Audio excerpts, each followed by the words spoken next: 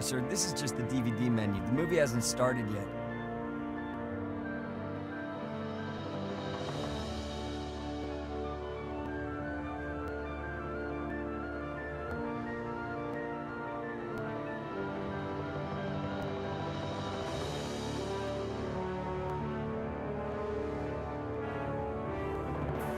Okay, now, that movie poster is definitely wrong. How do you explain that one? Well, it's rather silly.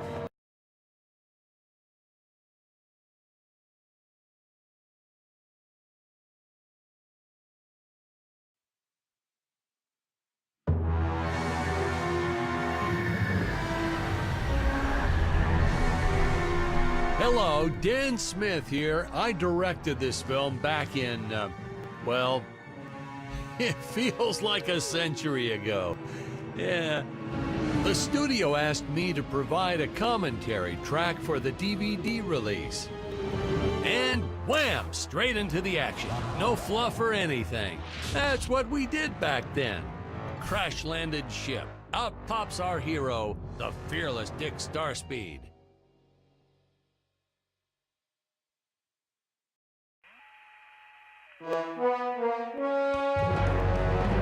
The ship's velocity reactor is damaged. I believe that I am stranded on an alien planet. Played, of course, by actor Jonathan Digby. Went on to some minor roles after this. Such a shame. I thought from day one this guy's got leading man written all over his face.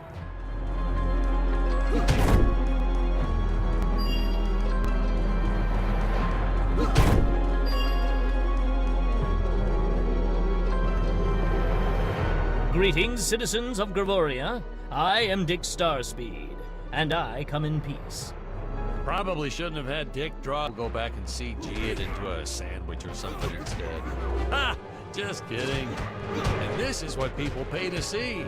A no-name middle-aged B-list actor duking it out with stuntmen in costumes. Such stunning choreography. Now the extras in those robot suits really knew how to take a punch.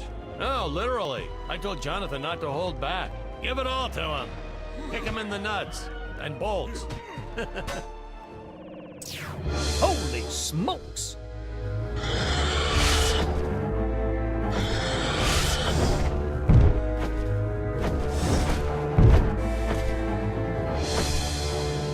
If I land squarely on that grain silo, I should survive this fall unscathed.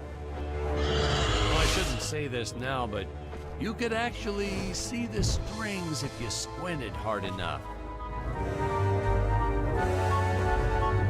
A screenwriting trick from back in the old days. You put a grain silo or some haystacks down and it solves all your gravity-related problems.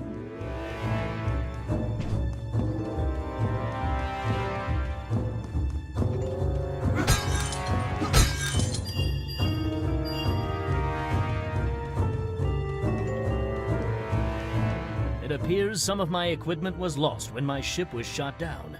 But what luck! This high-tech scanner reports that my ray gun is nearby.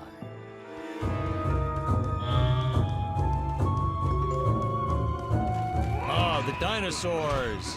You just don't see quality stop motion like this anymore, do you? Someone actually sat there and moved them, frame by frame. Today, it'd be done with computers, but where's the artistry in that?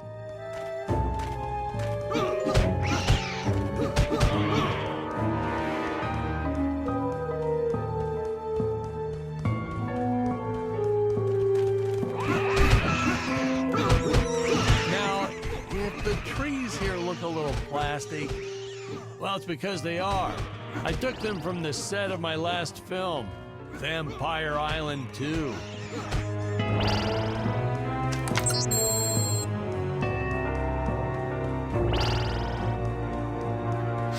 Fair share of nasty letters from scientists complaining about our portrayal of the dinosaurs. Was news to me. Apparently these stegosauruses weren't meat eaters. Must have preferred shellfish or something. Wow, how do they know? That's what I say.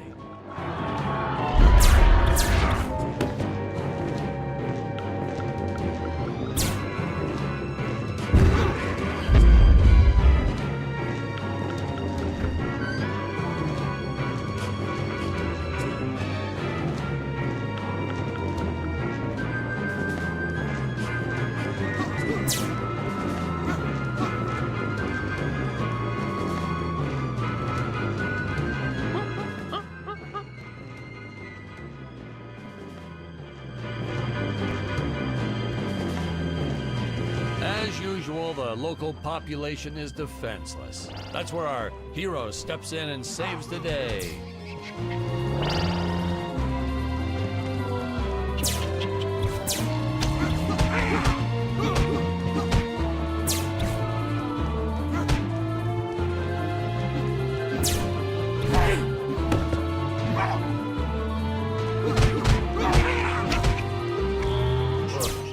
Put Jonathan through a lot shooting this film. He wasn't the best actor, especially when reacting to getting hit. He's what you call a flincher. So I told the stuntman to really just go to town on it. It's the only way to get an honest performance sometimes. Our props master tried to make the weapons soft, but there's only so much you can do. Lucky for us, Dick's entire body was covered in that spacesuit. That thing was a lifesaver when it came to hiding bruises. You'll notice the gold disappears when Dick touches it. They had a deleted scene that explained he's actually teleporting it back to his ship. It's funny, no one ever questioned how Dick was able to walk around with an infinite amount of gold on him.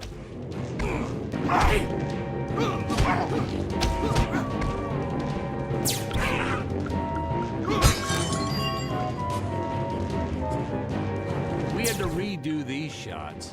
Our first attempt was kind of a disaster. We tried using real apes, thought it'd cut down on the costume budget a bit. But have you ever tried working with apes? They are the worst actors ever. They don't sit still for a moment, and the second you take your eyes off of them, they're flinging their feces all over the place. Jonathan refused to work with him after he got, well, let's just say that he had to take more than a couple of showers one day. You know, you never forget the smell of monkey poo. We steam cleaned the studio top to bottom. Still never got rid of it entirely.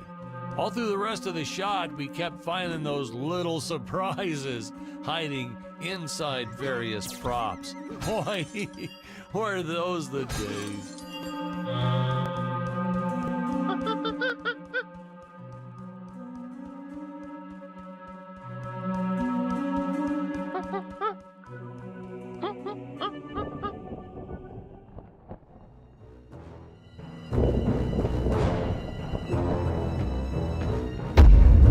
Some really top-notch stop-motion effects, huh?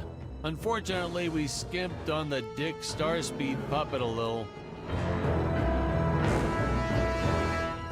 The Earthman is not for you to eat, fiend! Well, this was groundbreaking. We had the woman rescuing the man for once. We were really ahead of our time with this scene, but well, then again, I've always been rather progressive. The studio exec didn't seem to get why it was such a big deal, though. Sorry, we don't see this as anything unusual. Ha! Of course! It's unusual! A woman would never save the man. It just doesn't happen. Not in the movies, not in real life. I don't know why we didn't get more recognition for this scene. I guess I was just a little too ahead of my time.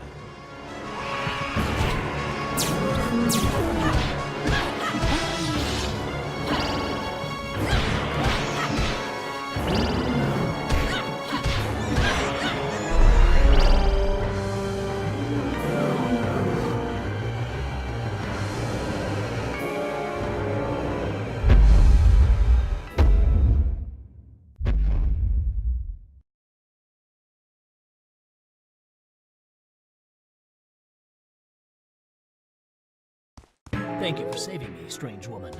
What is your name? I am the magnificent Scarlet Nova.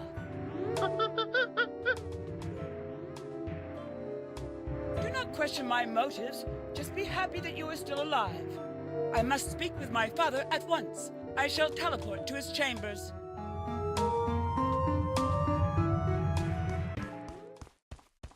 So we'll be seeing our...